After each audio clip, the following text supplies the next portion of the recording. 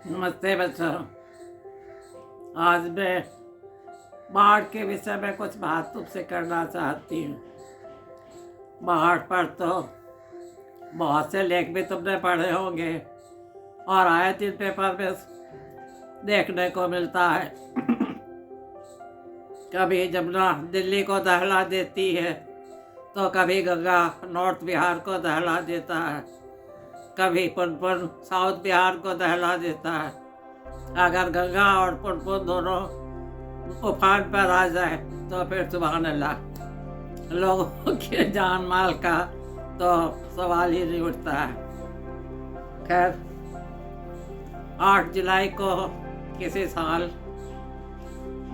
बेटा अपनी माँ को लेकर गांव गया। वहाँ पूजा थी न 9 तारीख को, इसलिए 8 को लगभग 3 बजे वो घर पहुँच गया।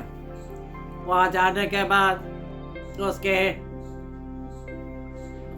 ग्रामीण नौकर चाकर नहीं, उसके किसान उसको बहुत प्यार करते, तब पहुँच जाते और उनका घर साफ करवा के और तब जाते।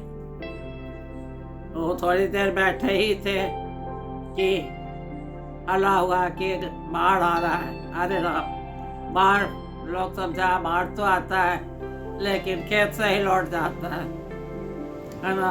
लेकिन उनकी माँ ने कहा कि बेटा तुम निकल जाओ, तुम काम करने वाले आदमी हो, कहीं बाहर आ गया फंस गए तो तुम्हारा काम बर्बाद हो जाएगा। बेटा कहा माँ तुम ही चलो। वो बोली नहीं, अगर हम सब बंद करके जाएंगे तो देर हो जाएगी बेटा, आग और पानी पर कंट्रोल नहीं होता है, इसलिए तुम निकल जाओ, हमारी बात छोड़ दो, मेरी चिंता नहीं करो, मैं ऊपर चली जाऊंगी। खैर, बेटा ने बात मान लिया और वो ड्राइवर के साथ गाड़ी से निकल गया। वो 1 घंटे अपना सफ़र तय किया ही होगा कि बाहर गांव में घुस गया न। अरे राम, बाढ़ का पानी ऐसा उफल रहा था जैसे कि खौलता पानी हो, है ना। उसकी धारा काफ़ी तीव्र थी और एकदम बर्फ के समान सफ़ेद था बच्चों। भयंकर दृश्य था। आगे का पूरा जो है सो खेत पानी से जलमग्न हो गया और देखते देखते पानी सड़क पर आ गया।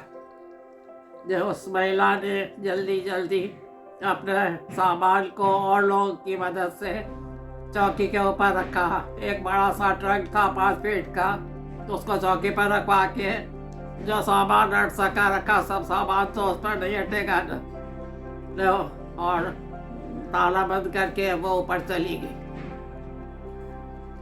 1 घंटे के अंदर ही पानी एकदम गांव में प्रवेश ही नहीं किया, घरों में घुस गया बेटा। और घरों में घुसने के बाद उसका लेवल बहुत जल्दी ऊंचा होने लगा और देखते देखते वो 3 फीट ऊंचा घर में हो गया। तब सड़क पर तो छाती भर पानी था। वहाँ जो उस मकान के जो मालिक थे और वो उनके जेठ के बेटा थे, उनका नाम मोहन था। उन्होंने गांव में घूम घूम कर जितने लोग नीचे के थे सबको अपने यहाँ शरण दी। 10-12 परिवार को अपने छत पर रखा। उनका गेहूं का जो रूम था, बड़ा सा रूम, उसमें मचान बनाकर, वो मचान ज़्यादा ऊंचा नहीं था, मुश्किल से 2 फीट, उसी पर बड़ा छल्ला लगा के एकदम छत पर रखा। पानी तो खिड़की तक घुस गया और घोड़ा सा भीग गया। अब उसको निकालना बहुत मुश्किल था। उनकी चाची ने कहा कि बेटा क्यों नहीं, आदमी तो इतने बुला के सब गेहूं को ऊपर करवा लो, तुम्हारे पास तो ऊपर रूम है। बोला नहीं चाची, इसको निकालना असंभव है और अगर खोल देंगे तो गांव में हल्ला हो जाएगा। गांव वाले तो नहीं, लेकिन बाहर का आदमी आके हमारे यहाँ डकैती कर लेगा, इसलिए जाने दीजिए, सड़ने दीजिए, कोई बात नहीं। उनके छत पर भी कुछ सामान था खाने पीने का। अरे चावल, दाल, आटा, मर मसाला, ये सब था। कुछ कोई था बड़ा बड़ा वहाँ कोहरा पड़ाता है ना, वो भी वहाँ बहुत इकट्ठा था, जो कम से कम 2-4 महीने तो आराम से चलता। अब सवाल उठता है कि जो इतने लोग थे वो खाते पीते क्या? वो मोहन जो था वो थोड़ा अच्छा किसान था, उसके पास अन्न की कमी नहीं थी। उसने सबको रोज दोनों शाम एक डगरा बांस का होता है ना, उसी में चावल, दाल, मर मसाला, आटा, तेल ये सब दे दिया करता। वो लोग ईटा जला के अपना खाना बनाते, खाते और वही अपना जो है सो समय बिताते। चाची थोड़ा गाना और कहानी कहने में माहिर थी। वो सबों को खाली समय में कहानी कहकर उनके मन को खुश कर देती और भजन गाकर भी उनको प्रसन्न करती। इस तरह दिन बीतते गए और ऊपर से देखने से ही पता चलता कि पानी में जब जंतु तैरते उसमें सांप भी अपना करामात दिखाता। 2 सांप एक ही साइज का, लगभग 1.5 हाथ का, और सिर्फ एक बहुत काला, एकदम सुर्ख काला, और एक थोड़ा भूरा लिए हुए। लोग बोलते हैं जो काला है वो नागिन है और जो थोड़ा भूरा है वो करैत है। दोनों सांप बहुत जहरीला होता है बच्चों। एक बच्चे को किसी सांप ने कनपट्टी पर काट लिया, वो नीला हो गया और वो बेहोश हो गया, मुंह से फेन आने लगा। लोग उसको उसी पानी में कंधे पर लेकर गए कि झाड़ेंगे तो सर ठीक हो जाएगा। जहर भी कहीं उतरता है, मर गया। जहरीला सांप का जहर नहीं उतरता है, सिर्फ ये धामिन और हररा ये दोनों का जहर नहीं लगता है। धामिन तो धान के खेत में होता ही है, वो थोड़ा लंबा होता है, और करैत छोटा होता है और वह भी बहुत डरावना होता है।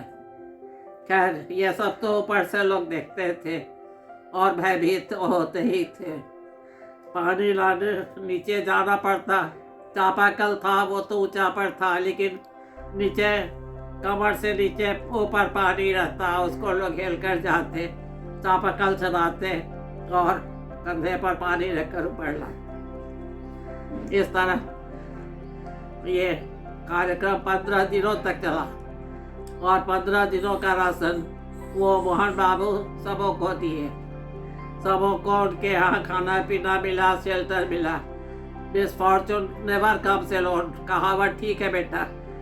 पानी बाढ़ के साथ साथ बारिश भी होने लगी। अब वो बेचारे कहाँ जाए। खैर मोहन बाबू के पास त्रिपाल था, उन्होंने बांस पर त्रिपाल को लगा दिया जिससे उन लोगों को थोड़ा शेल्टर मिला। इस तरह गांव वाले जो उनके यहाँ हट सके उसको उन्होंने पूरी व्यवस्था की, शेल्टर दिया, जिसके कारण मोहन बाबू की बहुत प्रसिद्धि हो गई और गांव के लोग उनको बहुत प्यार करते हैं और प्यार करने लगे। वो कोई मुखिया नहीं है, फिर भी गांव वाले उनकी हर बात को मानते हैं और कोई भी राय विचार लेना होता है तो उनके पास आते हैं।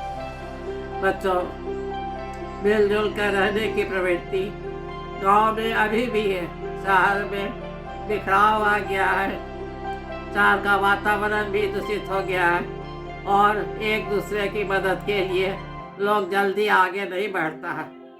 ऐसा नहीं कि दुनिया खाली है, यहाँ भी कुछ लोग संवेदनशील हैं जो दूसरों की मदद करते हैं और अपना जीवन स्तर को ऊंचा करते हैं।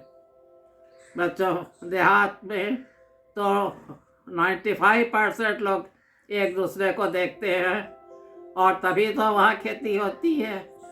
खेती करना बहुत आसान तो नहीं है, पानी में धान को रखा जाता है। उसको काटने के समय भी घुटने भर पानी, घुटना के नीचे पानी होता है, उसी में लोग धान काटते हैं।